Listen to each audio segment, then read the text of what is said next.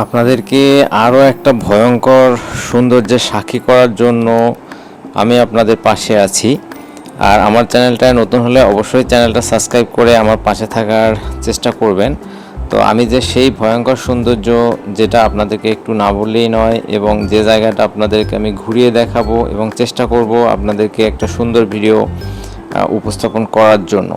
তো আমি আসলে যে ভিডিওটা দেখাচ্ছি এটা হলো পোখারা থেকে কাঠমান্ডু আসার পথে একটা যে ভয়ঙ্কর একটা সুন্দর রাস্তা রয়েছে, আপনারা হয়তো জানেন, যেটা হলো পৃথিবী হাইওয়ে নামে পরিচিত, এবং টোটালটা জুড়ে রয়েছে ত্রিশূলী নদীর তীর ঘেঁষে আমাদের এই যাত্রা। তো আমাদের এই যাত্রায় আপনাদেরকে স্বাগত, আর অবশ্যই আমার সঙ্গে থাকবেন টোটাল টাইম আশা করি। আর অবশ্যই আপনাদের এই ভিডিওটা ভালো লাগবে, কারণ এত সুন্দর একটা জায়গা, এত সুন্দর একটা ন্যাচারাল পরিবেশ, এত সুন্দর একটা ন্যাচারাল প্রকৃতি এবং নদী, পাহাড়, রাস্তা সব নিয়ে অন্যরকম একটা সৌন্দর্য সময় আমরা পার করেছি। তো আমাদের আর সময় লেগেছিল, আমরা আসলে গাড়িতে করেই গিয়েছিলাম পোখারা থেকে কাঠমান্ডু। আপনারা অবশ্যই জানেন সবাই যে নেপালের রাজধানী কাঠমান্ডু, আর কাঠমান্ডুর সবচেয়ে সুন্দর জায়গা পোখারা, যেখানে বসে অন্নপূর্ণার চূড়া এবং আপনার মহাদেব মন্দির আরও অনেক কিছু দেখার সৌন্দর্যতা রয়েছে এই পোখারায়। আর আমরা আসলে পোখারায় গিয়েছিলাম, পোখারায় আমি কিছু ভিডিও আপনাদের দিয়েছি। এরপরে আমরা ওখান থেকে আবার কাঠমান্ডু চলে আসছিলাম। তো এই আসার পথের যে আবারও আরেকবার ভয়ঙ্কর এই সৌন্দর্যের সাক্ষী হতে পেরেছি আমি, আর সেই সাক্ষীটা আপনাদের সাথে শেয়ার করা। আর আপনারা তো অনেকেই জানেন যে এই ত্রিশূলী নদীর পার ঘেঁষেই কিন্তু এই হাইওয়েটা বয়ে গেছে। আর আমরা আসলে এই হাইওয়ে থেকেই আমরা আসলে কাঠমান্ডু শহরে পৌঁছাবো।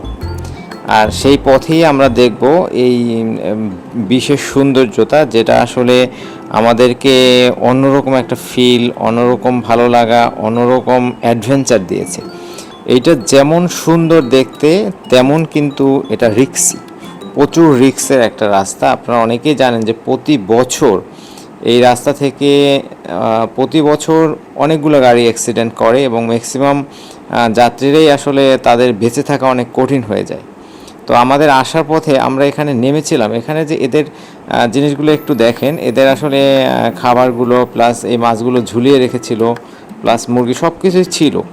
আর আরেকটা বিষয় হলো কি, নেপালের যে খাবারের মান, এটা আসলে অসাধারণ ছিল। অর্থাৎ আমরা যেমন বাঙালি, আমরা প্রচুর ভেজাল, প্রচুর আপনার ধরেন এই ফিট খাওয়ানো জিনিস এগুলোই খেয়েছি, আর এগুলো আমাদের জন্য প্রচুর ক্ষতি করে।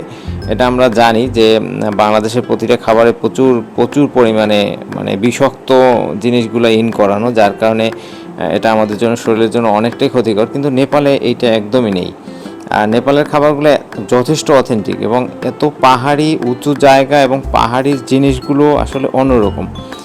এগুলো আপনি যদি মানে যতই খাবেন, আপনার কখনোই এগুলো খুব একটা ক্ষতি করবে না, এবং এটা আপনার জন্য, শরীরের জন্য অনেকটাই উপকারী, যেটা আমি দেখেছি। আরও একটা বিষয় হলো, নেপালের মানুষ অনেক ভালো, মানে এটা আপনি বিলিভ করতে পারবেন না আপনি যদি ওখানে না যান। এদের যে রুলস, এদের যে নিয়ম, এরা এত সুন্দরভাবে মেনটেন করে, যেটা আসলে আমাদের জন্য অবশ্যই অনেক কিছু শিক্ষণীয়। আর এদের সব কিছু অন্যরকম, যেটা আসলে আপনাদের বলে আসলে বোঝানো আমার পক্ষে সম্ভব হয় না। আর দেখেন কত সুন্দর এবং কত ভয়ঙ্কর রাস্তার মধ্য থেকে আমাদের আসলে যাত্রা হয়েছিল। তো যেমন সৌন্দর্যতা তেমনই কিন্তু ভয়ঙ্কর।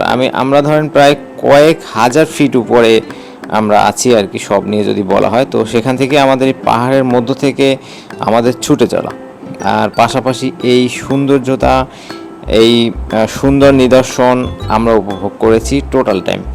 আর এতটা ভালো লেগেছে, যেটা আসলে আপনাদেরকে বলে আমি বোঝাতে পারবো না। তো এতটা সুন্দর ছিল প্রতিটা মুহূর্ত, প্রতিটা সময়, প্রতিটা সেকেন্ড, এরা আসলে বিলিভ করার মতো না বা বোঝানোর মতো আসলে না।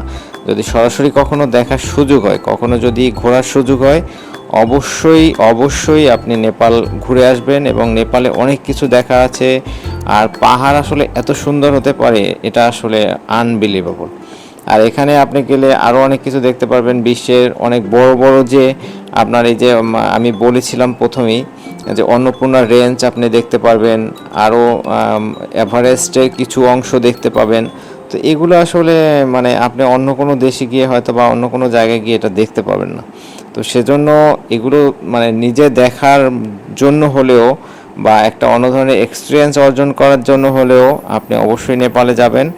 আর যদি সুযোগ হয় আর কি, অনেক সময় সুযোগ হয় না বা ফিনান্সিয়াল একটা বিষয় থাকে, তো সেজন্য চেষ্টা করবেন আর কি, একদমই জোর করে আসলে বলা যায় না, কিন্তু চেষ্টা করবেন। আমরা আসলে চলে আসছি কাঠমান্ডুর খুব কাছাকাছি, এটা মেইনলি কাঠমান্ডু শহরের মধ্যেই আমরা ঢুকে গিয়েছি। তো আমি চেষ্টা করেছি গাড়িতে বসে ভিডিও করার, তো এই জায়গাগুলোতে আসলে আমার নামা হয়নি, কারণ আমাদের সময় স্বল্পতার কারণে অনেকটা জায়গায় আমরা যেতেও পারিনি। কারণ হলো এতটা বড় জায়গা, এতটা সময় নিয়ে ঘোরার দরকার যে আসলে সেই সময় বের করে ঘোরা আসলে অনেক ডিফিকাল্ট, এটা একটা বিষয়। তাই সময় নিয়ে যাবেন, অবশ্যই রিল্যাক্স টাইমে অনেকটা সময় নিয়ে যাবেন, তাহলে অবশ্যই আপনারা নেপালের সৌন্দর্যতা দেখতে পাবেন। আর সব নিয়ে আমি সবসময় যেটা বলি, সবসময় নিজেকে সময় দেন, নিজেকে ভালো রাখার জন্য সর্বোচ্চ পলিসি অ্যাপ্লাই করেন, আর নিজেকে সবসময় হ্যাপি রাখার চেষ্টা করবেন, কারণ আপনি হ্যাপি থাকলে আপনার পরিবার সবাই হ্যাপি থাকবে।